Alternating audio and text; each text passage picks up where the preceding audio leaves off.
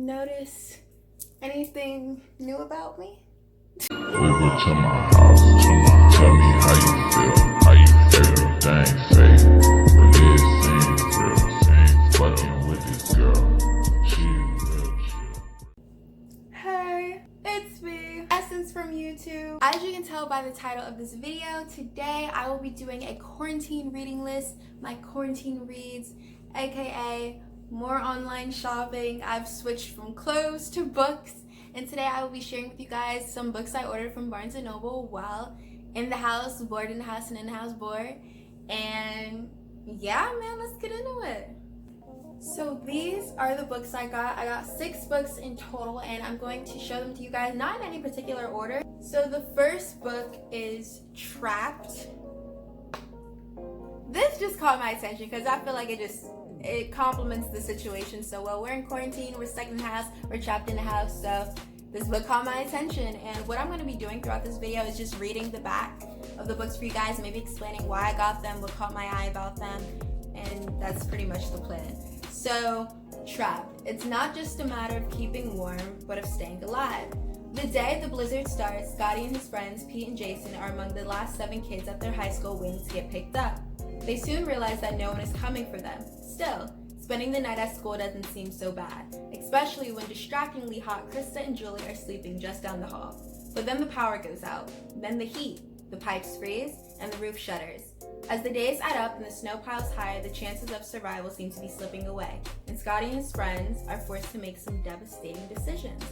So, definitely sounds interesting.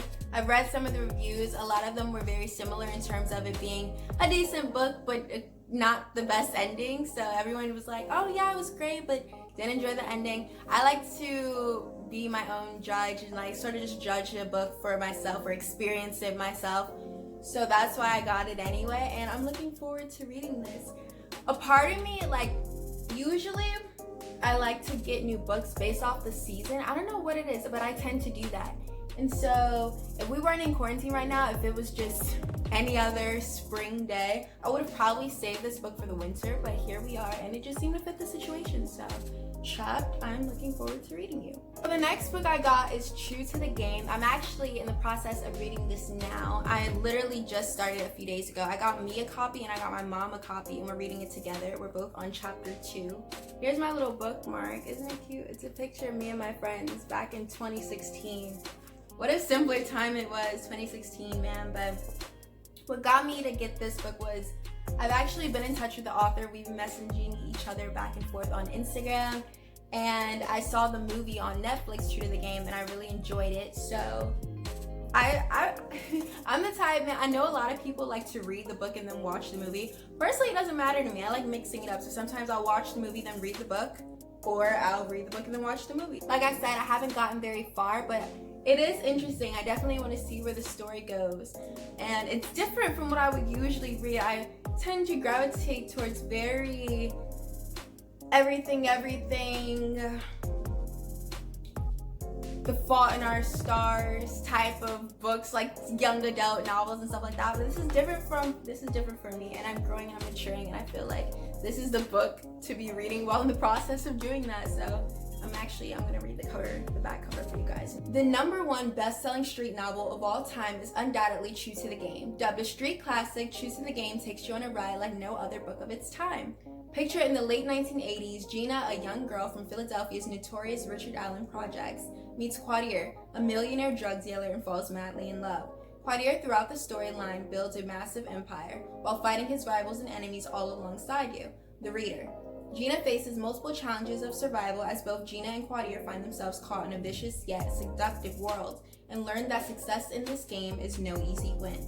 Gina and Quadir also learn that once you're in, there's no way out, and they discover whether all the players of this game can stay forever true.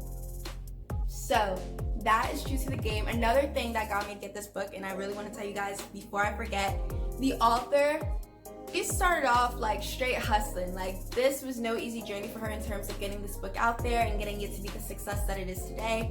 Sis was selling books out of her trunk and became a millionaire doing it. And I have so much respect for anyone hustling or just pushing what they're trying to do, and I have a lot of respect and love for that. So this is true to the game. These next couple books, they're actually a part of a series. Guys, this is how you know a series is good, when I read it. Because I don't usually like series, just because I like to read the story, you know, beginning, middle, end, and then be done. Series is like beginning, middle, bonus chapter, end. And so that's how you know these are really good. It's a part of the Lux series. I've read the first 3 books so far. If you guys want me to do a review on the Lux series, let me know. I'd be happy to do so. And these are the next 2 books on my Lux series journey, and I'm looking really forward to reading it because, guys, I've gotten really attached to this one character. His name is Damon. It's always a Damon. Have you seen The Vampire Diaries? It's always a Damon, man. He has my heart. So I actually don't want to read the back cover of these books. I don't want to spoil them for myself, but I would definitely recommend checking out the Lux series. As far as I've read with the first 3 books, I'm intrigued, I'm enjoying it, and yeah, you can find them, I'm pretty sure, on Barnes & Noble. That's where I got mine, so check them out. So the next book I got is a book of love poetry. I just realized I haven't been saying the author's names this entire time. How terrible. But this one is edited by John Stallworthy. The reason I got this, where do I even begin? I've always loved love, and I can talk about it all day. I can watch it and read it and listen to it all day, and it's honestly a little sad, but yeah, I also thought that this book was really interesting, and I'm going to share with you guys why after I read the cover, or maybe you'll find out why for yourself, like why I picked it up as I read the cover. So here we go. From the civilization of Lower Nile to that of Lower Hut. I felt a burp coming, it changed its mind. All right, we're gonna do that again. From the civilization of the Lower Nile to that of the Lower Hudson, more poets have written more convincingly, more poignantly about love than any other subject. John Stallworthy has here selected some of the best love poems in the English language. Funny, sad, tender, and erotic by jilted lovers and new lovers, lovers celebrating the love that has sustained them over long years, lovers looking for the ideal love. These poems demonstrate the many emotions inspired by love. More than 190 poets are represented in this collection, from Sappho and Catullus to such contemporaries as Anthony Hedge and Andrei Voznesensky, arranged thematically beginning with the dawnings of young love and ending with the long look back of the age. Their poets illustrate man's changeless responses to this changing seasons of the heart. Stallworthy's book of love poetry, ranging across more than 20 centuries of writing about love till the stars have run away, establishes beyond the eyeshadow of a doubt that love is, has been, and always will be blind. A very thorough job, eccentric and entertaining. John Stallworthy, formerly John Wendell Anderson Professor of English Literature at Cornell University, is now Reader in English Literature at Oxford. He is author of a biography, Wilfred Owen, and editor of the Oxford Book of War Poetry. So, with all that being said, what really gravitated me towards this book, the cover is really beautiful. I've actually had this book on my Pinterest board, on one of my Pinterest boards for quite some time now.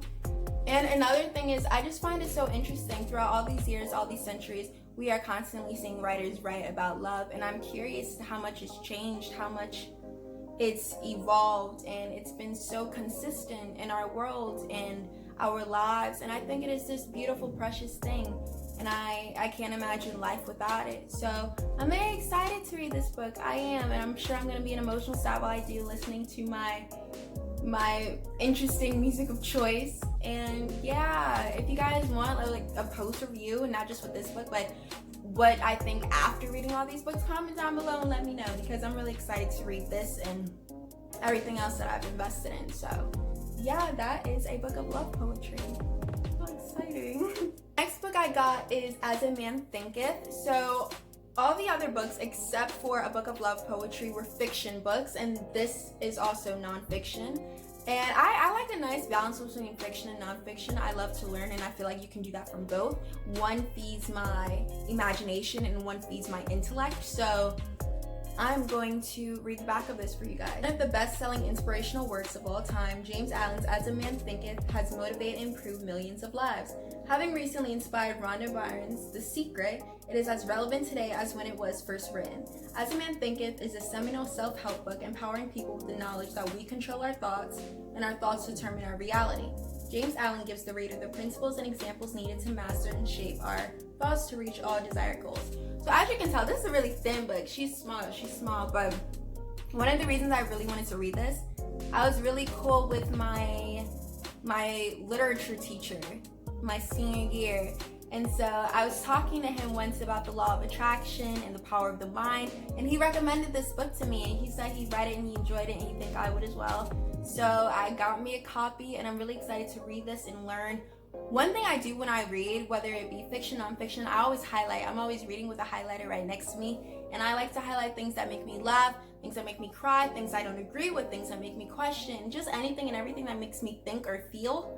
So I'm really excited to see what I end up highlighting with this book, and this actually concludes our video. With all that being said, I really hope you guys enjoyed this video and this type of content. I know it's a little different in terms of, I don't know, I just feel like, here we go, that noise in the background. I'm gonna wrap this up, but I feel like we don't see many readers on YouTube, and not as much as I'd like to see at least. But yeah, with all this being said, thank you so much for watching. Please do not forget to like, comment, and subscribe, all that good stuff you already know, and I will see you in my next video. Bye.